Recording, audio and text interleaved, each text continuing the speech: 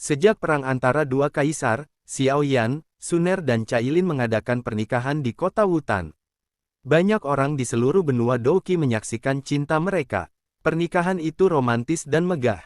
Setelah itu, dikabarkan bahwa Xiaoyan mendampingi anaknya di benua Douqi. Mereka seolah menghilang di mata orang biasa, tetapi hanya sedikit orang yang tahu bahwa Xiaoyan menjelajahi daratan bersama anaknya. Kaisar Yan Xiaoyan. Di atas tebing yang dikenalnya, seorang lelaki berbaju hitam sedang berbaring di rumput, memegang sepotong rumput di mulutnya, mengunyah sedikit, membiarkan rasa pahit di mulutnya. Titik awal dari segalanya tampaknya telah berubah sejak aku bertemu guru di sini. Pria berbaju hitam itu tersenyum dan bergumam pada dirinya sendiri. Melihat lebih dekat, sosok ini sepertinya agak akrab. Kaisar Yan Xiaoyan, gunung di belakang kota Wutan. Pemuda yang tampaknya kurus kering di depannya adalah tertinggi dari benua Douqi. Sosok legendaris yang menyelamatkan benua Douqi dari Kaisar Jiwa Surga. Waktu berlalu, beberapa dekade telah berlalu sejak pertempuran legendaris kedua kaisar. Setelah Xiaoyan mengalahkan Kaisar Surga Jiwa, benua Douqi juga terus merayakan untuk waktu yang lama. Pertama, untuk merayakan bahwa benua Douqi masih merupakan benua yang menghasilkan banyak jenius luar biasa. Yang kedua adalah untuk merayakan kemunculan Doudi di benua Douqi. Napas ini, seharusnya hampir sama. Puluhan tahun benar-benar cepat berlalu. Xiaoyan berdiri dari rumput dan melihat ke ruang di depannya yang sedikit bergetar.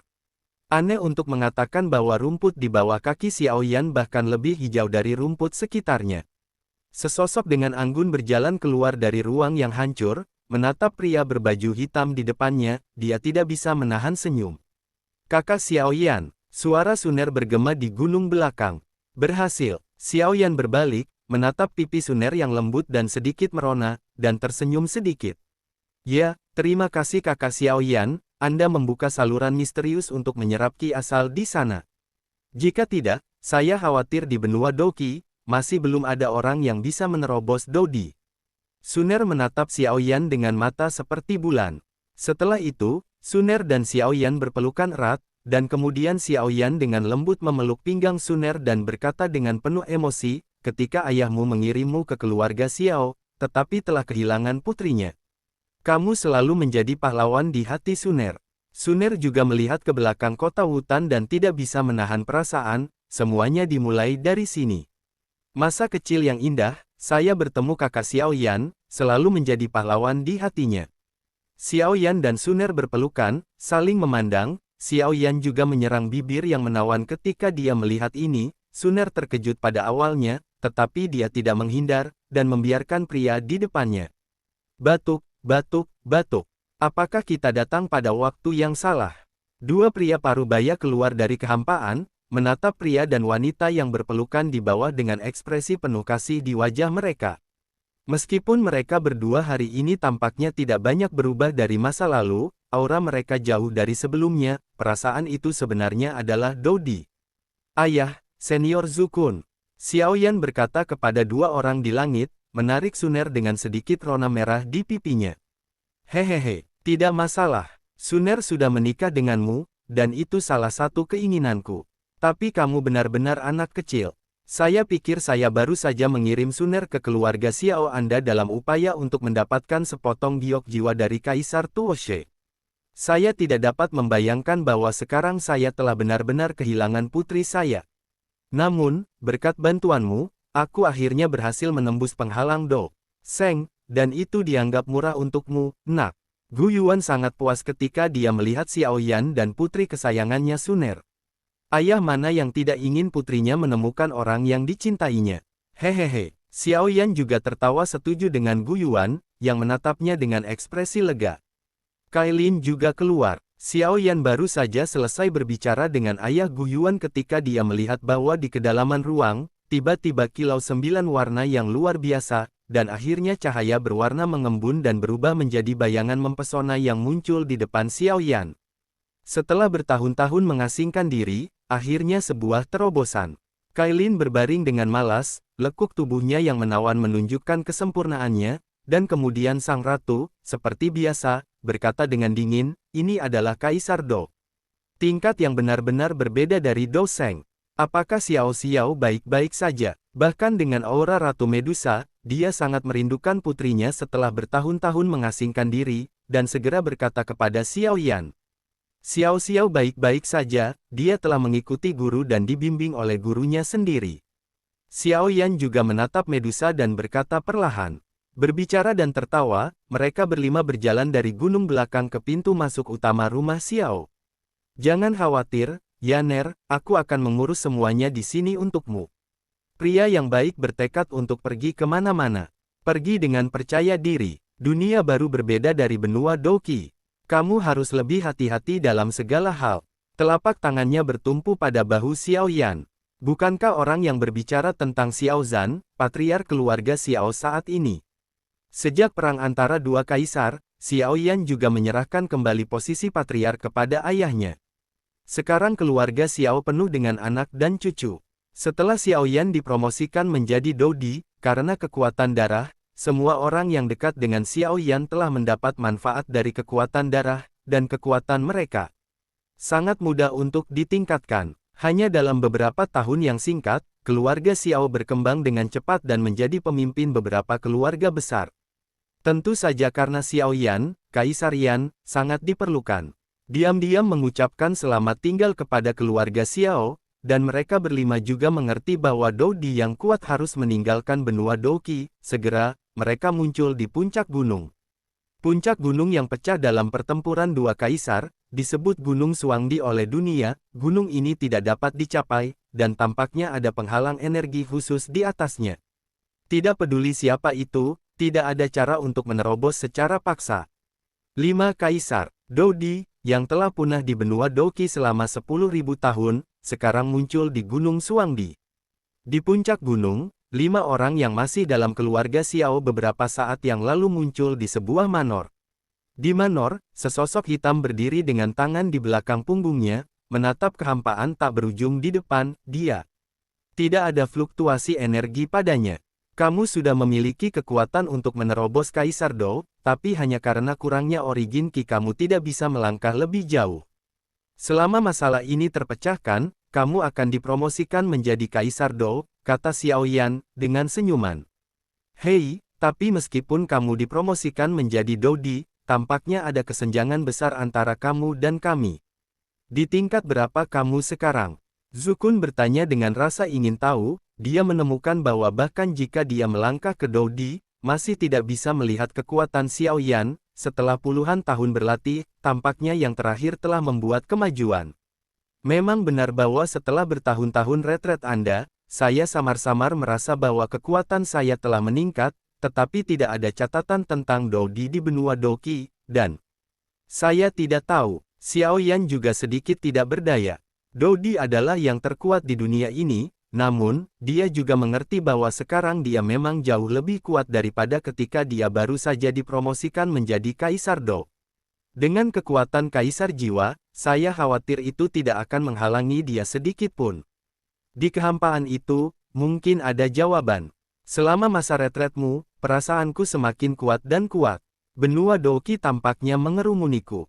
Selalu ada suara yang memanggilku dari kejauhan.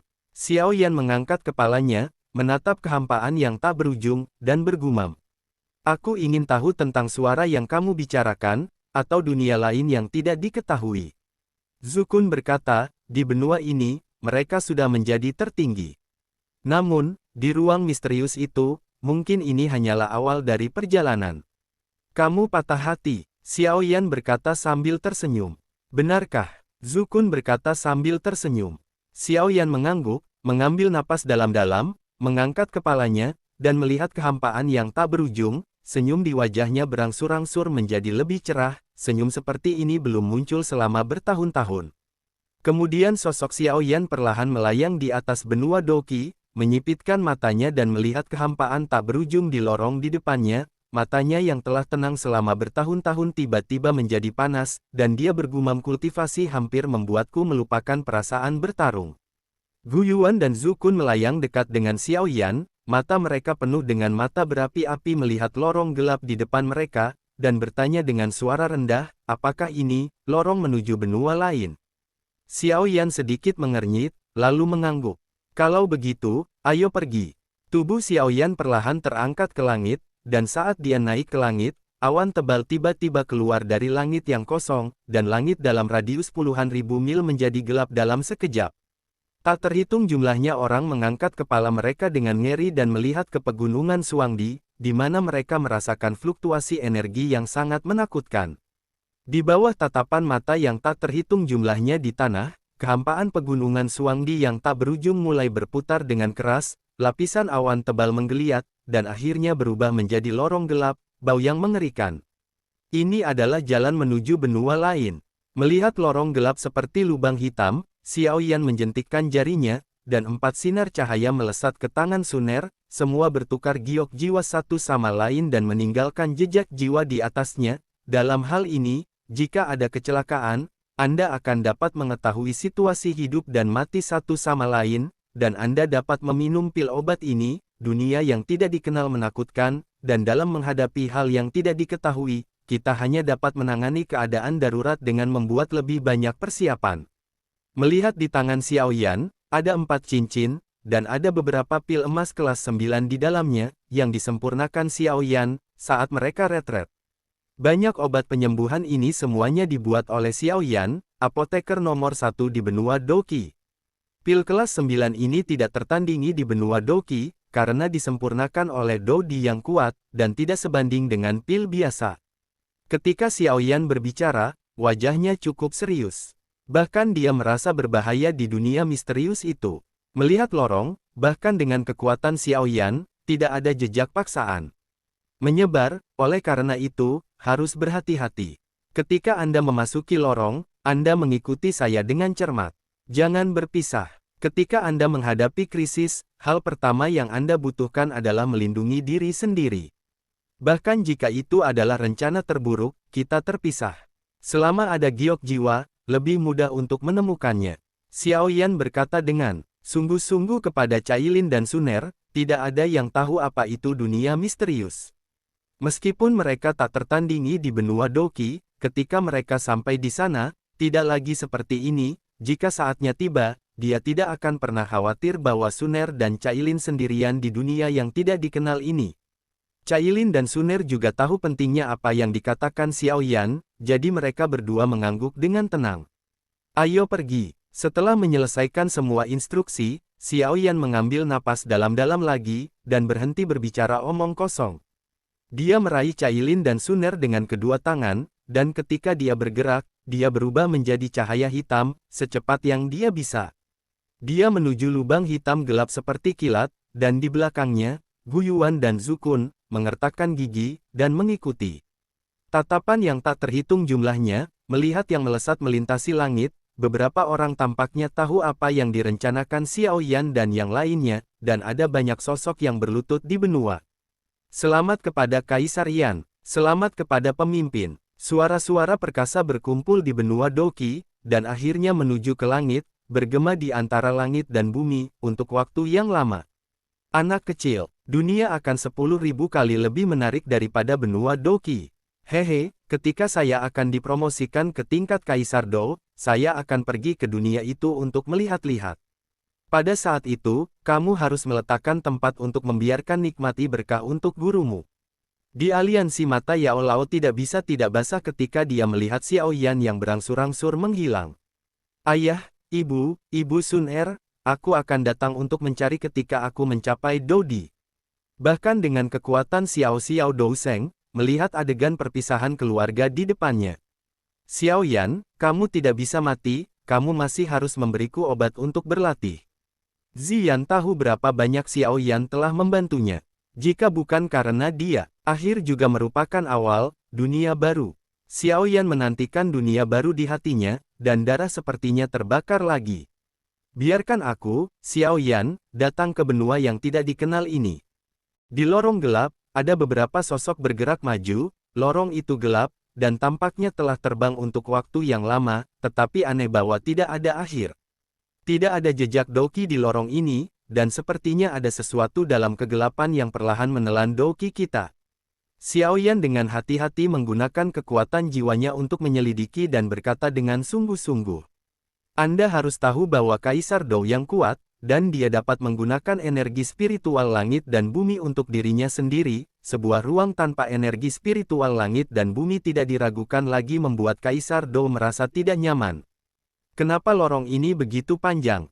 Gu Yuan mau tak mau berkata, ketika dia berada di benua Douqi, dia bisa melakukan perjalanan ribuan mil dalam sekejap dengan kekuatannya sebagai Dodi, tapi sekarang dia telah terbang untuk waktu yang lama dan belum berakhir. Kegelisahan muncul di hati Gu Yuan, dan kemudian dia buru-buru menatap Xiao Yan.